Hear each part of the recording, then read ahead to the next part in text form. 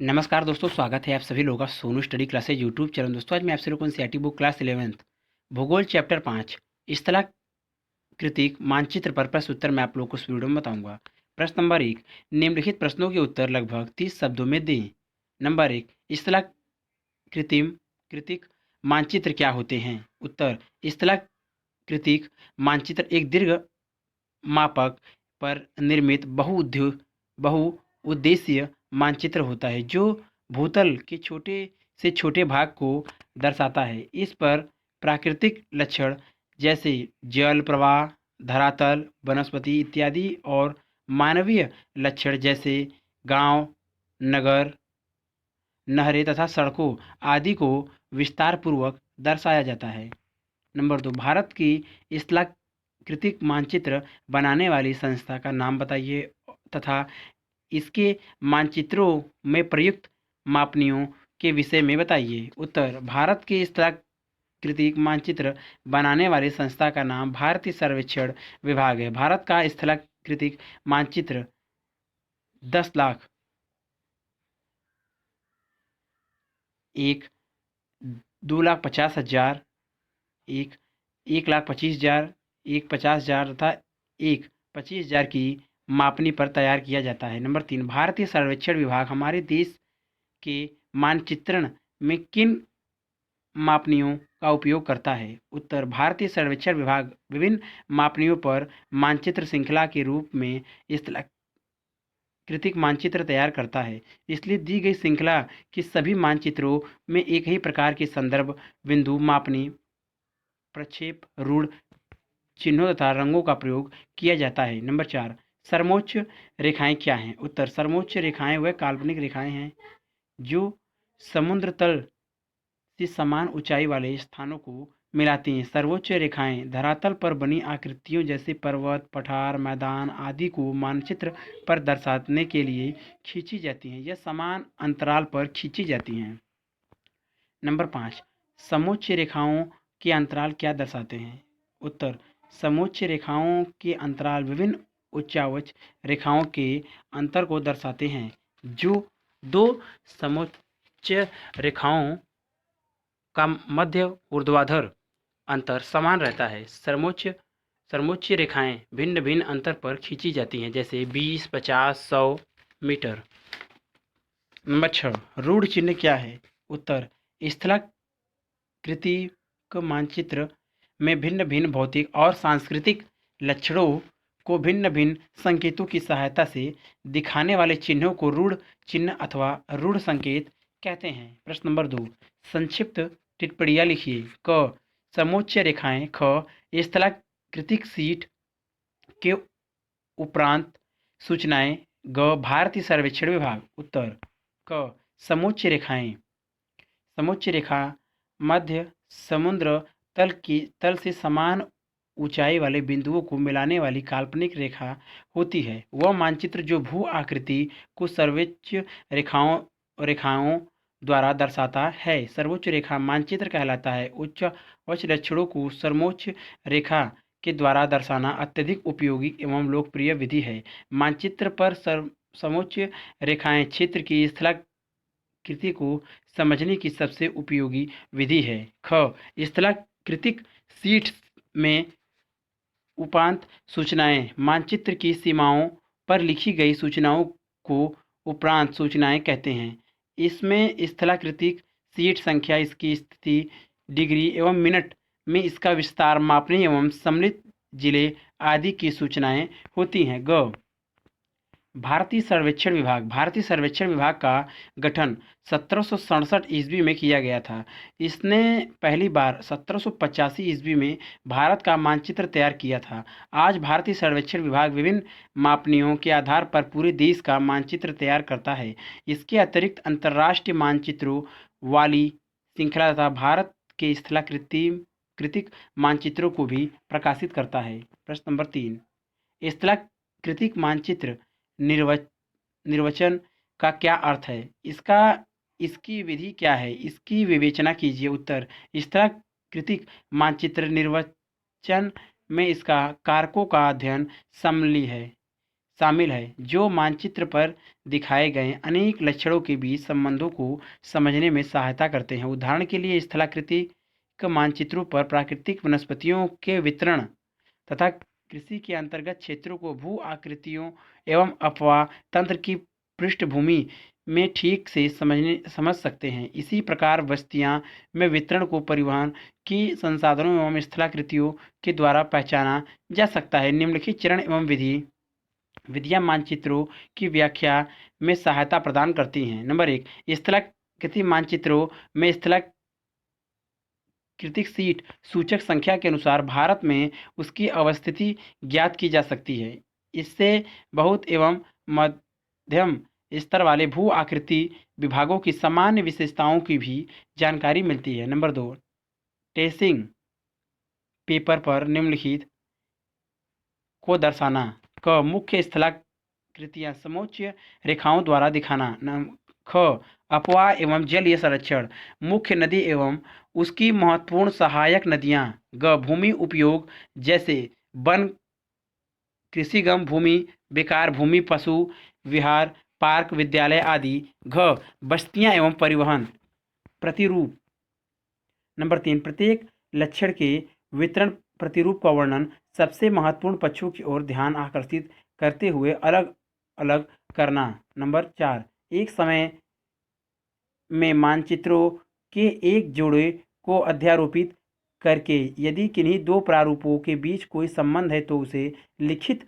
उदाहरण के लिए अगर एक समोच्च मानचित्र भूमि उपयोग से मिल जाता है तो ढाल के डिग्री एवं उपयोग में आने वाली भूमि के बीच संबंध को बताएगा। प्रश्न नंबर 4, यदि आप स्थलाकृतिक सीट के सांस्कृतिक लक्षणों की व्याख्या कर रहे हैं तो आप किस प्रकार की सूचनाएं लेना पसंद करेंगे तथा इन सूचनाओं को कैसे प्राप्त करेंगे? उपयुक्त उदाहरण की सहायता से विवेचना करें। उत्तर, बस्तियां, भवन, रेल मार्ग एवं सड़क मार्ग रूढ़ चिन्हों, प्रतीकों एवं रंगों के द्वारा स्थलाकृतिक सीट पर दिखाए जाने वाले किसी क्षेत्र के महत्वपूर्ण सांस्कृतिक लक्षण हैं। हमें इन सभी लक्षणों की सूचनाएं एकत्र करनी पड़ती है। यह सभी सूचनाएं सर्वे ऑफ इंडिया के माध्यम से प्राप्त हो सकती है। यातायात के साधनों की सूचना हमें उन क्षेत्र के मानचित्र पर दिए गए चिन्हों के द्वारा प्राप्त होती है, जैसे सड़क मार्ग, रेल मार्ग, वायु मार्ग, जल मार्ग आदि के बारे में जानकारी प्राप्त करना। इसी तरह की से संचार के साधनों की भी जानकारी मानचित्र में दिए गए दूरदर्शन केंद्र, रेडियो स्टेशन, डाकघर के चिन्हों से प्राप्त होगी। मानव बस्तियों के प्रकार तथा घनत्व के बारे में भी जानकारी हमें मानचित्र में दिए गए रूढ़ चिन्हों से मिलेगी। प्रश्न नंबर 5, निम्नलिखित लक्षणों के लिए रूढ़ चिन्हों एवं संकेतों को बनाइए। क, अंतरराष्ट्रीय सीमा रेखाएं। ख, तल चिन्ह। ग, गांव। घ, पक्की सड़क। अंग, पुल सहित पगडंडी। च, पूजा करने के स्थान। छ, रेल लाइन। उत्तर, क, अंतरराष्ट्रीय सीमा रेखाएं डैश। ख, तल चिन्ह BM 63.3 गांव। घ, पक्की सड़क। अंग, पुल रहित पगडंडी। च, पूजा करने के स्थान मंदिर, गिरजाघर, मस्जिद, ईदगाह। छ, दोहरी चौड़ी रेल लाइन। अभ्यास क, समोच्च प्रणाली को देखें तथा निम्नलिखित प्रश्नों के उत्तर दें। 1 सेमी 2 किलोमीटर को दर्शाता है। AB CD EF G चित्र आप देख लीजिए। नंबर 1, समोच्च रेखाओं से निर्मित स्थलाकृति का नाम लिखें। नंबर 2, मानचित्र में सर्वोच्च अंतराल का पता लगाएं। नंबर 3, मानचित्र पर के E एवं F के बीच की दूरी को धरातल पर की दूरी में बदलें। नंबर 4, A तथा B, C तथा D एवं E तथा F के बीच के ढालों के प्रकार के नाम लिखें। नंबर 5, G से E, D तथा F के दिशाओं को बताएं। उत्तर, नंबर 1, पठार। Number 2, 100 metre. नंबर 3, ई एवं एफ के बीच की दूरी 2 सेंटीमीटर है, जो धरातल पर की 4 किलोमीटर की दूरी को दर्शाता है। नंबर 4,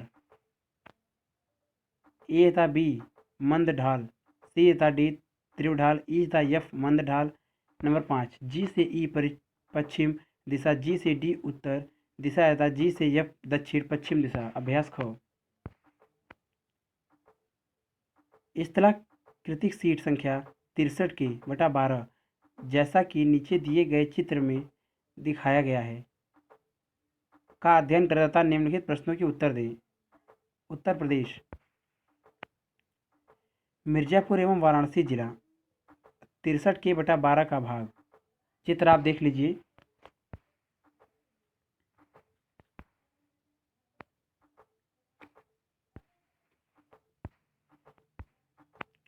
नंबर 1, 50,000 को साधारण कथन में बदलें। नंबर 2, क्षेत्र की मुख्य बस्तियों के नाम लिखें। नंबर 3, गंगा नदी के बहाव की दिशा क्या है। नंबर 4, गंगा नदी के कौन से किनारे पर भतौली स्थित है। नंबर 5, गंगा नदी के किनारे ग्रामीण बस्तियां किस प्रकार अवस्थित हैं। नंबर 6, उन गांवों बस्तियों के नाम लिखें जहां डाकघर डाक एवं तारघर स्थित हैं। नंबर 7, क्षेत्र में पीला रंग क्या दर्शाता है। नंबर 8, भतौली गांव के लोगों के द्वारा नदी को पार करने के लिए परिवहन के किस साधन का उपयोग किया जाता है। उत्तर, नंबर 1 सेंटीमीटर 0.5 किलोमीटर को दर्शा रहा है। नंबर 2, कछवा बरौनी बाजहर भतौली केवतावीर सोतसार मझवान। नंबर 3, गंगा नदी का बहाव उत्तर पश्चिम से दक्षिण पूर्व की ओर है। नंबर 4, भतौली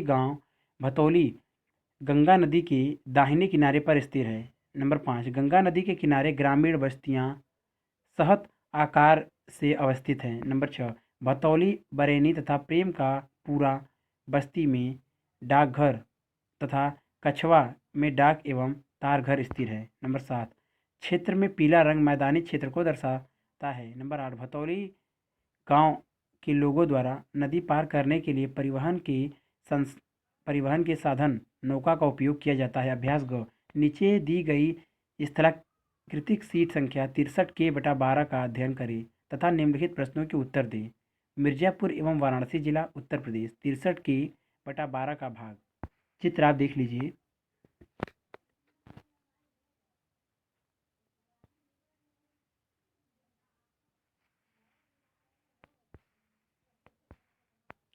नंबर 1, मानचित्र के सबसे उच्च बिंदु की ऊंचाई ज्ञात करें। नंबर 2, झमटी हवा नदी मानचित्र के किस भाग से होकर बह रही है। नंबर 3, कुदरी नाले के पूर्व में कौन सी मुख्य बस्ती अवस्थित है। नंबर 4, इस क्षेत्र में किस प्रकार की बस्ती हैं। नंबर 5, सीपू नदी के बीच के सफ़ेद धब्बे किस प्रकार की भौगोलिक स्थलाकृति को दर्शाते हैं। नंबर 6, स्थलाकृतिक सीट के इस भाग पर दर्शाई गई 2 प्रकार की वनस्पतियां के नाम लिखें। नंबर 7, कुदरती के बहाव की दिशा क्या है। नंबर 8, निचला खजौरी डैम स्थलाकृतिक सीट के किस भाग में अवस्थित है। उत्तर, नंबर 1, 174 मीटर। नंबर 2, जमटी हवा नदी मानचित्र के दक्षिण पूर्वी भाग से होकर बह रही है। नंबर 3, कुदरती नाले की पूर्व में कोटवा बस्ती अवस्थित है। नंबर 4, इस क्षेत्र में मुख्यतः रेखिक बस्ती है। नंबर 5, मैदानी भाग। नंबर 6, उष्णकटिबंधीय पर्णपाती वनस्पति और दाती संरक्षित वनस्पति। नंबर 7, दक्षिण से उत्तर। नंबर 8, निचला खजोली डैम स्थलाकृतिक सीट के उत्तरी भाग में अवस्थित है। अगर वीडियो अच्छी लगी तो वीडियो को लाइक करें, शेयर करें, कमेंट करें और नेक्स्ट वीडियो के लिए चैनल को सब्सक्राइब जरूर करें। Thank you for watching.